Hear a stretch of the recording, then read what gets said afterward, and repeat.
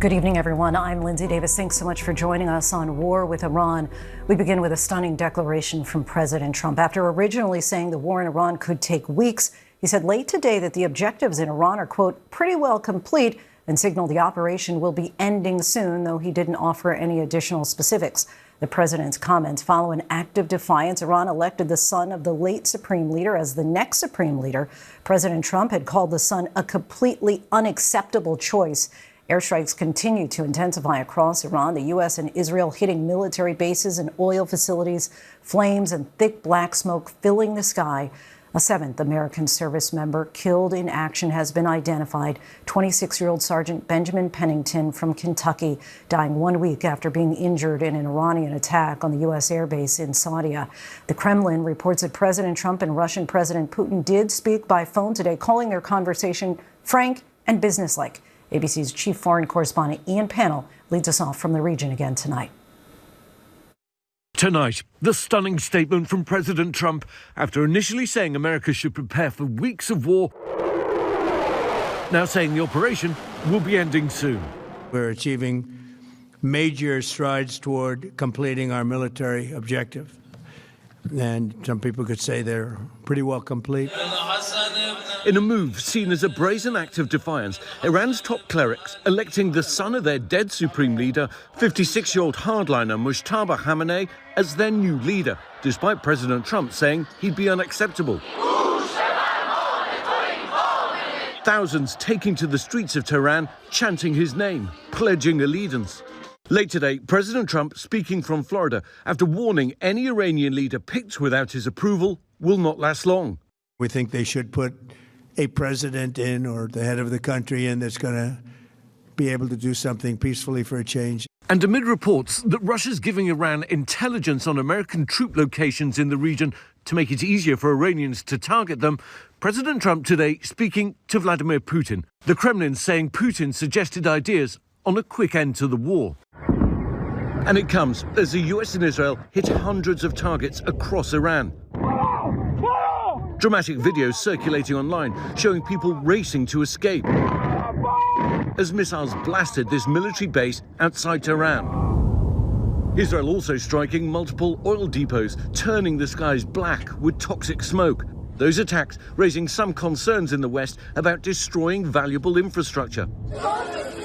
And tonight, a barrage of Iranian strikes across the region, killing at least one person in central Israel.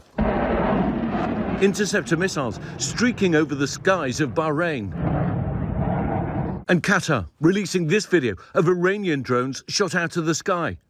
Tonight, the Pentagon identifying 26-year-old Army Sergeant Benjamin Pennington as the 7th U.S. service member killed in action. Officials say he died from injuries sustained during an Iranian missile strike on a military base in Saudi Arabia last week. Over the weekend, President Trump attending the dignified transfer of 6 more U.S. service members who were killed in Kuwait.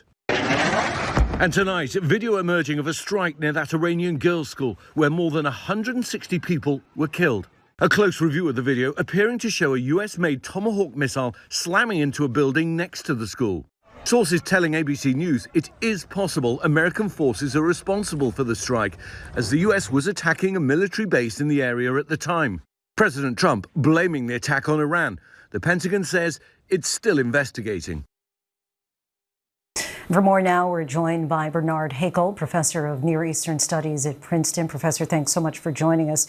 President Trump said today that the operation in Iran is going to be a short-term excursion. You've previously stated that the Iranian regime will be very difficult to dismantle. Is there a world in which the RGC is removed by this U.S. operation? If not, what will it take? Good evening. No, there is no way to remove the RGC without a ground invasion, and that's not going to happen. And also, destroying Iran's air force, which was non-existent before this war, and its navy was very weak, is not really much success. The Iranians still have thousands, if not tens of thousands, of drones and short-range missiles. They're still attacking Israel. They still block the Strait of Hormuz. And I think President Trump realizes that they can bring the global economy, and certainly gas prices extremely high in the global economy, to its knees because of the amount of oil that flows through this area and gas. And that's what's making him reconsider. Can you give us insight as to how the Islamic regime in Iran has been able to maintain power for nearly 50 years? Well, through sheer brute force. I mean, they are the ones who have all the weapons. Most of the population doesn't like them, but they're not organized. The population and the opposition is highly divided, and there is no single leader to unite them against this regime. And this is a coercive regime that's willing to kill its own people. It has killed just this last January tens of thousands, if not up to 30,000+ of its own people. So, they're very hard people. They're ideological, and they're in a fight for their very survival right now. And they're willing to bring down the entire region and the world if necessary in order to stay in power.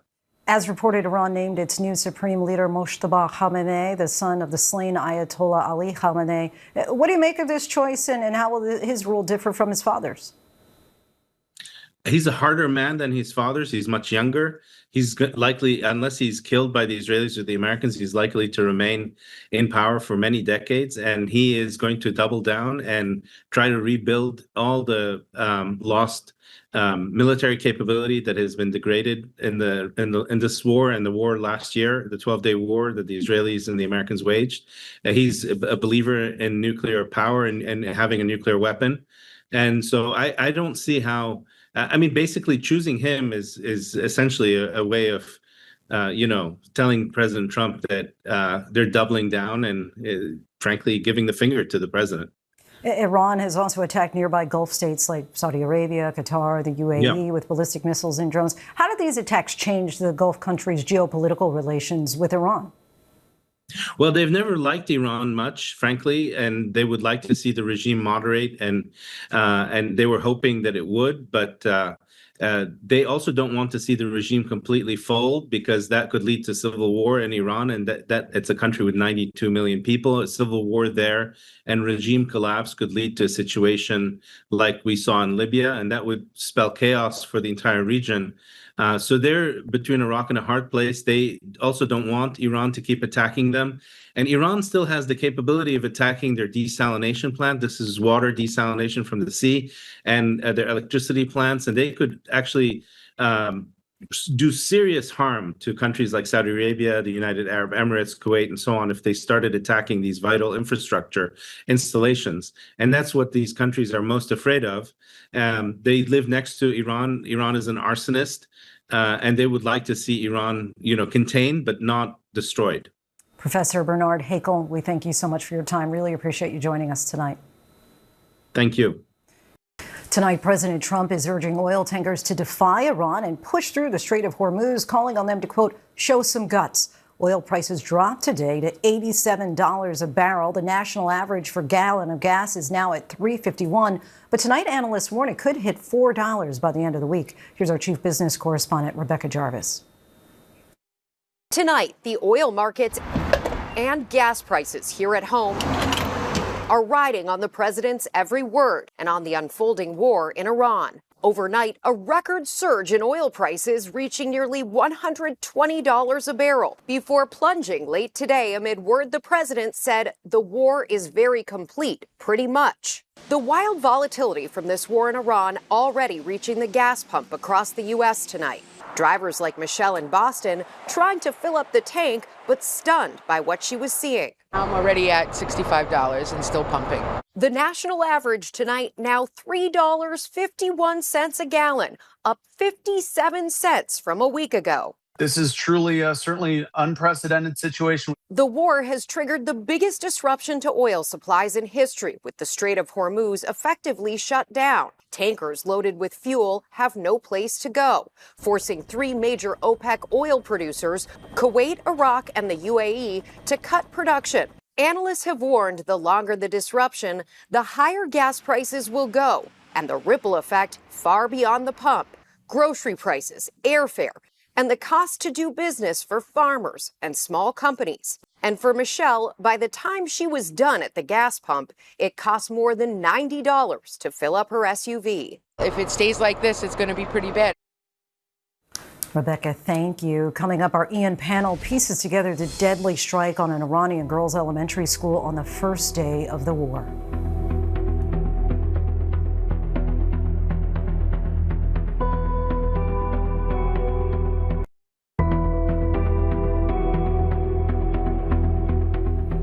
The federal government is alerting law enforcement agencies Iran may be activating sleeper cells. While the alert is careful to say there is, quote, no operational threat tied to a specific location, it does instruct law enforcement agencies to increase their monitoring of suspicious radio frequency activity.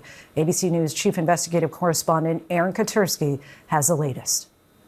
You don't get to come from... Tonight, these dramatic new images show an 18-year-old hurling a homemade bomb in what police say was meant to be a terror attack bigger than the Boston Marathon bombing. Another teen then hands him a second device. He ignites it, sprints down a sidewalk, hops a police barricade, and is tackled while the device is still smoking.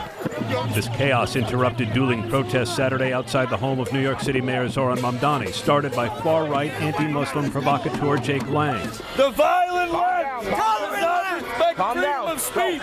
Police say 18-year-old Amir Balat and 19-year-old Ibrahim Kayumi drove from Bucks County, Pennsylvania, and told investigators they were inspired by ISIS. This was not random violence. This was a planned attack motivated by extremist ideology and inspired by a violent foreign terrorist organization. The FBI says one of the teens watched ISIS propaganda videos on his phone, and the other told them he wanted to carry out an attack bigger than the Boston Marathon bombing and lamented that attack caused only 3 deaths.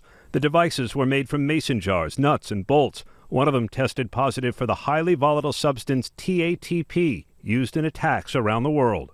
Make no mistake, what happened this weekend was incredibly dangerous. Our thanks to Aaron Katursky. Tonight, there are demands by congressional Democrats for an independent probe into a heartbreaking deadly strike on an Iranian girls' elementary school on the first day of the war. President Trump has suggested the U.S. might not be responsible, while Secretary of Defense Pete Hegseth says the Pentagon is still investigating what happened. ABC News' visual verification team analyzed the available footage and satellite images to try to piece together exactly how this unfolded. Here's our chief foreign correspondent, Ian Pannell. At Tehran University, rows of pencil cases and brightly coloured rucksacks now hang on display. Each one represents a child who never came home from school. There were students ranging from 7 to 12 years old at the Shajara Tayyebe Girls' Elementary School in the southern Iranian city of Minab. Over 100 schoolgirls killed in a series of strikes. The classrooms, once filled with children's voices, are now silent. Iran calling the attack a massacre in broad daylight. Experts telling ABC News this video surfacing online shows a US-made Tomahawk missile hitting a building adjacent to the girls' school. The day after the strike, the chairman of the Joint Chiefs, Dan Kane, said the US had been conducting airstrikes in southern Iran in those early hours of the war, where the school was located, with Israel striking in the north. Sources now telling ABC that it's possible the US hit the school by mistake and US forces were operating in the area. Experts telling us more than 10 years ago, the school was part of a larger Iranian Revolutionary Guard military complex. Google Earth images from 2013 and 2016 show a wall being built sometime during those years, effectively separating the school from a cluster of IRGC buildings. An image from 2018 shows that part of the wall in the school compound had been bright blue, a new addition not visible in previous years. ABC News has identified 7 strikes on the compound. The anger and grief spreading across Iran, thousands taking to the streets to mourn those lost in the attack. The killing of the schoolgirls, now a rallying cry for a regime in a fight for its own survival. Retired Master Sergeant Wes Bryant, who once led the Pentagon office that assessed incidents of civilian casualties, raising questions about whether the US was working from outdated intelligence. The commander of the Central Command should know every single target that both the US and Israel were going to hit and did hit, and what the assessed, what we call battle damage assessment was after those targets. So Central Command should have immediately come back and said, yes or no, we hit this target or Israel did. This has been a war of shifting explanations. The Trump administration has put forward many, sometimes contradictory reasons for going to war with Iran. And finding out who fired what and why on its single deadliest day is proving just as evasive. Missile strike and a Tomahawk missile likely destroyed that Iranian girls' school. So will the U.S. accept any responsibility? Well, I for haven't that strike? seen it. And I will say that the Tomahawk, which is one of the most powerful weapons around, is used by, is sold and used by other countries, you know that. And whether it's Iran, who also has some Tomahawks, I wish they had more. But whether it's Iran or somebody else, the fact that a Tomahawk is very generic. It's sold to other countries. But that's being investigated right now. Israel, America's partner in this war, saying they weren't operating in the area. Iranian state media and Iranian officials are reporting that a girls' elementary school was hit in the early stages of this operation, leading to the deaths of more than 150 people. Are you investigating what happened there? What went wrong? Well, a few things that are important to know. One, we do not target civilians. I'll say this very clearly. And opposed to the Iranian regime, by the way, I can tell you directly, there is concrete intelligence showing they are purposely targeting civilians. Two is we're looking into that investigation. Any type of claim like that, we look into that very, very seriously. So far, we have found no connection to any IDF activity, no IDF activity in that area at all, but we're looking into it. Experts say intention is key to determining whether or not this strike was a war crime and its proximity to a potential military target. So the key is intention. If you intentionally target the girls' school, it's a war crime. If you did not, but they were close to a valid military target, and for some reason the missile missed, then that is what we call potentially a collateral damage, and that, again, it would not be essentially a violation of international law. Thousands of targets have been struck in Iran by the US and Israel since the beginning of the war. And now, some raising questions about the possible use of artificial intelligence in US warfare. I think what's controversial about it is that the number of strikes generated is a significant amount. The volume of strikes that are given are 10 times or more higher than what otherwise human operators could do. So one of the questions is, well, if you have that many number of strikes, are you able to then review accurately these generated recommendations? That's one thing. I think a second thing that's also controversial is that it's not always clear exactly how those recommendations are derived. Rescue workers spent hours searching through the rubble after the strike. Among the dead were teachers, school staff, and dozens of young students who'd arrived that morning expecting an ordinary school day. They were buried here. Rows and rows of graves, a haunting reminder of the real lives lost in a war without clear goals or end. A brutal reminder of the cost of this conflict and the innocent lives lost, as families still wait for an explanation of what happened here.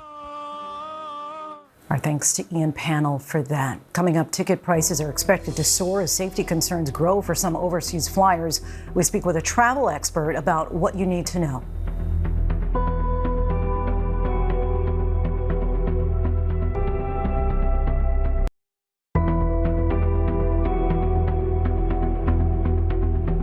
If you're thinking about booking a flight or driving cross-country, you might want to think twice. A rapid escalation of conflict with Iran is rattling global oil markets and threatening gas and jet fuel prices. Our Stephanie Ramos spoke with managing editor of The Points Guy, Clint Henderson, on how you can try to avoid paying more. We are heading into the busy spring break travel season. What could economic and safety uncertainties mean for consumers who are looking to travel in the coming weeks and months? Yeah, I think the biggest concern right now is pricing. So what we've been encouraging people to do at the Points Guide today is to book ahead. So normally I would say wait to 1 to 2 months ahead of booking domestic travel. Now I'm saying just go ahead and book the tickets. Any trips you have planned for the year, go ahead and book them. And then if the price drops, you can get a trip credit for the difference. Just don't book basic economy. But the problem is it's not just airfare that's going to go up. You know, every time the cost of fuel goes up, it has a chain reaction. So your hotel prices go up, food and drinks go up, the cost of ground transportation goes up. That's what I'm worried about. I'm worried about inflation across the board if we really see hiked fuel prices. But in the short term, usually it takes weeks and weeks and weeks for the price of gas and oil to translate into higher ticket prices. I don't see that being the case this time, especially when you have the CEO of United saying, hey, we're going to have to raise ticket prices. I have a feeling those prices are going to start going up right away. So I would lock in tickets now for the year if you can. Interesting. That's a really good tip. And we're seeing a lot of disruptions aside from gas prices going up. But if people have already booked a trip on in the next few weeks, next few months, what should they be doing right now?